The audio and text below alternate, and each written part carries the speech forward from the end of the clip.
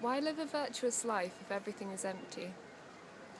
If everything is empty, why live a virtuous life?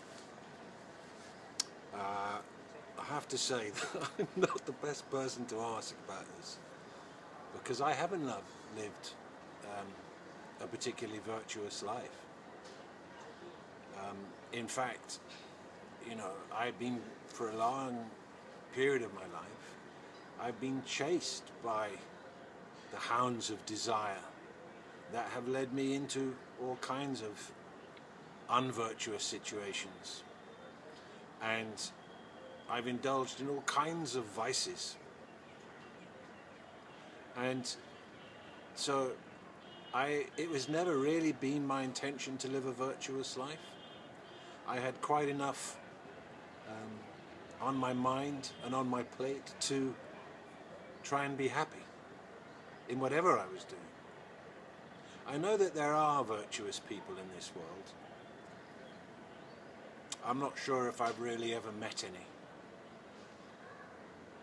Perhaps I wouldn't recognize them because my glasses are so thick. But what we do know is that when we make an effort to be kind to somebody, then that's a good feeling for us, for them, and for everybody. And when we indulge in the vices, anger, lust, selfishness, and all the other bad things, then it's not such a great feeling. But these things are empty, and it's never the action that brings the result or the feeling. The feeling is always coming out of who you're being. You can be doing the same action from two different places of being and will experience it in two different ways. Like somebody having sex, they can be making love, and then somebody can be doing exactly the same thing, but doing it from a point of desire and lust, and experience it entirely differently, and have a consequence that is entirely different. So, I think it's not really the goal for me to be virtuous. Let that be a byproduct of being who I am, not to chase it as a result. And in that way, it becomes pleasantly surprising that your heart is free. That maybe it's not poisoned by the passions, and it's not poisoned by the vices. When I was in fully vice-like, it was a bit of a strain against my heart. It felt like a bit of a kind of pushing against the flow. And I kind of felt I knew how much I could get away with before the consequences heaped on top of me. And I was right most of the time, and then I was wrong, and the consequences heaped on top of me. And then I found peace in that.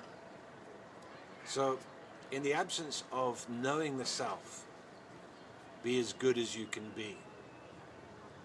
Knowing the self, then you're seeing beyond the duality of right and wrong. And it's just, then your choice is just to be as kind and as caring and as loving and as generous and as giving and as happy and as embracing and as accepting as you can be.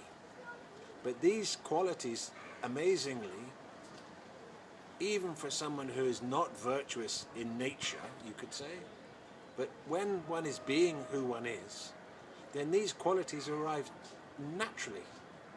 You don't have to pursue them, they just come. There's a difference between trying to be kind and just being kind. Not to say don't try, but there is a difference.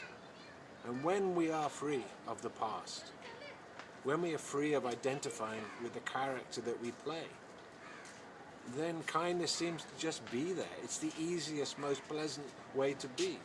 And other people might see it as virtuous, but the person being that way doesn't see it as virtuous. He's not there to be judging and commentating. He's just enjoying living, flowing as awareness, living and flowing as the heart, and being free and not measuring the freedom, and also not remembering bondage. The liberation comes like a beautiful sun that rises, melting the mist. And it's all very natural. And that's why anybody can be that way. Everybody has kindness in them. Everybody has care within them. Everybody can love. This is what's incredible about being a human being. So you're the only one who knows how to love, or what? So everybody can love. Everybody. You're the way, or what? So. You're the true master of this world, or what? Say again. You're the master telling us everybody how to love, or what? Because we all have love, but you're the one who can bring it forward in us, or what? No, I'm just saying. The question was about virtue. I'm saying I'm not particularly virtuous. I'm just saying what I've discovered is that everybody can love, and it arises naturally. So nothing to worry about. No one can give it to you. It just comes. It's all good news. But how do you know that?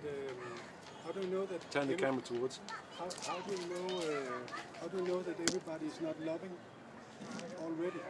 How do you know that people are not not doing, giving the utmost love that they can already? How do you know people like that? Okay, that's a good question. How do you know that people aren't fully already loving? Well, from my side, from my perspective, which isn't the perspective, it's just my perspective, I would say the reason that I know that is because there's suffering and people aren't caring for each other. I myself don't really care. There's no suffering. This is your perspective. It's all in your mind. It's all in your mind. If you stop focusing on old age, disease, money problems, suffering, you know, there's only suffering as long as your mind is focused on these things. For me, there's no suffering at all. Okay. This is a very fortunate gentleman who has reached the place of seeing where he has no suffering. And he says all you need to do is not think about suffering. If you're hungry, suffering. Not think about the qualities of the qualities that for him and suffering. Well, that's a wonderful place to be, and maybe we should hear more from him. But this is not the position for you of most people. For you, but and this it's is not the my position for every